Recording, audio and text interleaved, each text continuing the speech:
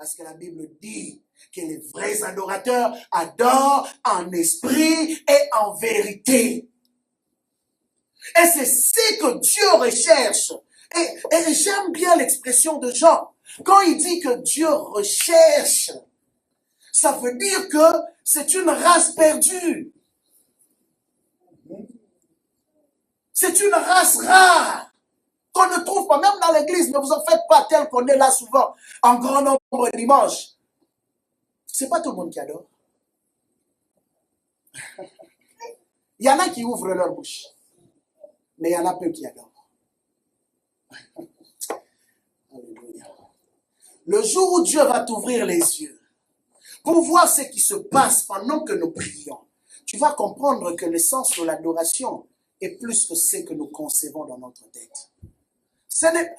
Bien-aimé, tu n'as pas besoin que le modérateur te dise « Priez !» pour que tu pries. Il y en a qui ont cet automatisme, qui attendent seulement, quand ils voient les yeux du modérateur le regarder.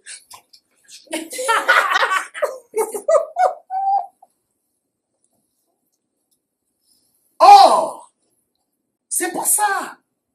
Là, tu veux faire plaisir au modérateur. Tu as peur de la personne qui te regarde.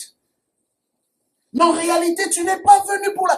Mais, vous savez, j'aimerais voir des cultes où, même avant que le modérateur ne prenne le micro, qu'on retrouve des gens prosternés dans les coins, en train de prier déjà Dieu. Déjà, dès lors que le modérateur monte, déjà la salle est chauffée. C'est ce qu'on veut retrouver, bien-aimés. Les gens sont devenus comme dans un automatisme, ils attendent. Les gens se promènent, ils attendent 10 heures, ils attendent quelle heure pour qu'un frère ou une soeur prenne le micro, dire, bon, maintenant nous allons adorer Dieu, psaume 88 dit ceci. Là, ils pensent que le culte vient. Non, non, non, non, non. Tu dois préparer ça depuis ta maison. Prends ça plus au sérieux depuis ta maison. Quand tu prends ça au sérieux, bien aimé, dès lors que tu entres en sérieux, le culte a déjà commencé. Le culte a déjà commencé. Parce que tu sais que tu es dans le sanctuaire de Dieu. Hormis l'aspect dont je dis que le culte, l'adoration, en d'autres termes, c'est notre vie quotidienne. C'est quelque chose que nous nous appliquons à faire tous les jours. Ce n'est pas simplement quand nous venons ici au lieu du culte. Mais l'adoration, c'est notre style de vie. Mais là, je veux spécifiquement quand nous venons dans le culte public. Quand nous venons nous réunir ici, dans l'assemblée des saints, nous devons le faire avec révérence. Bien aimé, nous ne venons pas devant un homme. Nous ne venons pas devant un oncle, une parenté. Nous venons devant le Créateur. Le roi du roi, le Seigneur du Seigneur. Si vous voyez combien Dieu a classé les choses au ciel, vous comprendrez que quand Jésus dit, les gens citent ce verset souvent, mais ils ne comprennent pas qu'est-ce que ce verset veut dire. Matthieu chapitre 6, quand Jésus dit, mais toi quand tu pries, entre dans ta chambre, ferme ta porte et prie ton Père qui est dans le ciel, dans le lieu secret, et ton Père qui voit dans le lieu secret et dans le secret te le rendra. En priant, ne multipliez pas de vaines paroles, comme les païens qui s'imaginent qu'à force des paroles, ils seront exaucés. Mais j'aime la suite. Ne leur ressemblez pas, car votre Père sait de quoi vous avez besoin. Et avant que vous le lui démontiez, voici comment, verset 9, voici comment vous devez prier. Souvent, on récite ce verset, on récite ce verset. Il y en a même qui en ont fait une prière récitale. Mais ne comprennent pas la profondeur de la révélation qui est cachée là. Jésus dit, voici comment donc vous devez prier. Notre Père qui est aux cieux, que ton nom soit sanctifié. Dans la version Seigneur, on l'explique encore. On dit que tu sois reconnu pour Dieu. Ça, c'est Seigneur. Quand on dit que ton nom soit sanctifié, en d'autres termes, que tu sois reconnu pour Dieu en ces lieux, que tu sois reconnu pour Dieu dans ma vie, que tu sois reconnu pour créateur de toutes choses. Il continue. Que ton règne vienne. Est-ce qu'un roi peut régner dans le désordre? Bien aimé, nous voyons que même quand les présidents vont visiter d'autres cieux, le protocole qu'on installe pour les recevoir, on ne reçoit pas un roi ou un président n'importe comment. Il y a tout un protocole qui est installé pour recevoir le roi. C'est pourquoi le psaume 24, que souvent les gens lisent aussi, nous rappelle à l'ordre. Quand il dit, porte éternelle, élevez vos linteaux. Pourquoi? Pour que le roi de gloire, on l'appelle roi de gloire, fasse son entrée. Le roi de gloire ne fait pas son entrée dans les désordres. Le roi de gloire ne fait pas son entrée là où il n'est pas révéré, là où il n'est pas honoré. La Bible dit, j'honore ceux qui m'honorent. S'il n'est pas honoré à un endroit, bien aimé, faites ce que vous allez faire. Chantez comme vous allez chanter. La musique, prêchez comme vous voulez. Dieu n'est pas là.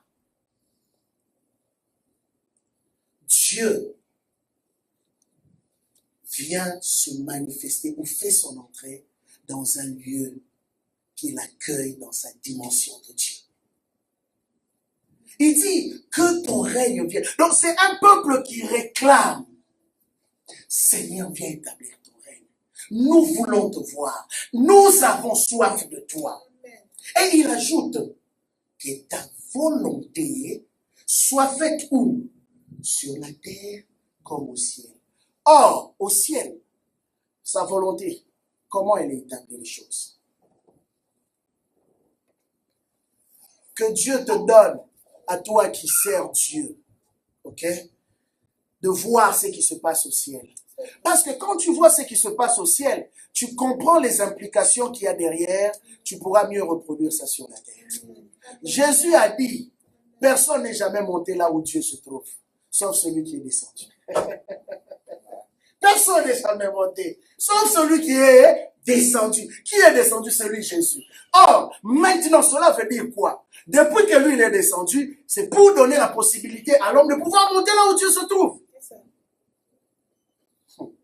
Donc, pour monter là où Dieu se trouve, appelle Jésus. Demande à Jésus. Et si tu demandes à Jésus, il te fera la grâce de monter là où Dieu se trouve. Et quand il te fera monter là où il se trouve, et que tu verras le protocole, comment les choses se passent au ciel, pourquoi il a établi les chérubins, les séraphins, les archanges, les myriades et des myriades d'anges. Pourquoi il y a cette catégorie, ces catégories d'anges établies comme ceci? Et quand Gabriel vient se présenter devant Marie, il dit, je suis Gabriel et je me tiens devant Dieu. Gabriel, un archange en même temps chérubin.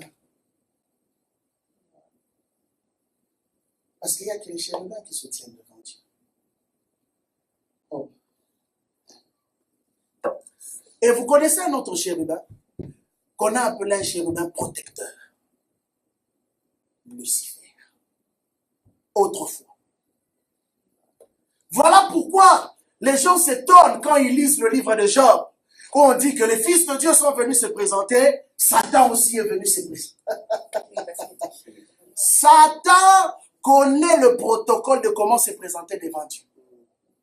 Voilà pourquoi il combat l'Église. C'est ce que les chrétiens ne comprennent pas. Voilà pourquoi il combat l'Église pour empêcher l'Église de se présenter devant Dieu. Parce qu'il sait que tout celui qui se présente devant Dieu n'est plus la même personne. Amen. Satan sait. Il connaît le protocole parce qu'il a été là. Il a l'intelligence spirituelle pour comprendre comment faire les choses. Alors qu'est-ce qu'il fait? Il va souiller l'homme. Il va emmener l'homme à pécher. Il va emmener l'homme à ne pas reconnaître la présence de Dieu pour le priver de la gloire. Et la Bible dit dans le livre de Romains, car tous ont péché et sont privés de la gloire de Dieu. Et c'est ce qu'il fait aujourd'hui dans l'église. Il emmène les gens à pécher. Un modérateur qui se tient ici, il a péché toute la nuit. Et il va vous conduire où? C'est pourquoi Jésus pose la question. Il dit, femme, emmène-moi ton mari. Oh, je n'ai pas de mari. Oh, mais tu vis avec quelqu'un. Comment tu dis que je n'ai pas de mari? Mais en même temps, tu parles de l'adoration. Allez-y comprendre. La même femme qui parlait de l'adoration vivait avec un mari, non pas vivait avec un homme qu'il n'avait pas épousé, mais elle disait adorer Dieu. C'est ça le cas.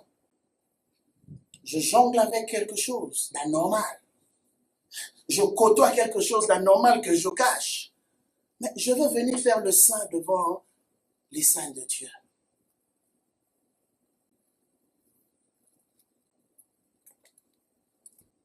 Ça revient à un témoignage qu'un frère m'a donné un jour. Il dit, ah pasteur, je me réponds parce qu'un jour, ça m'est arrivé. Je dirigeais le culte. J'avais trop de problèmes.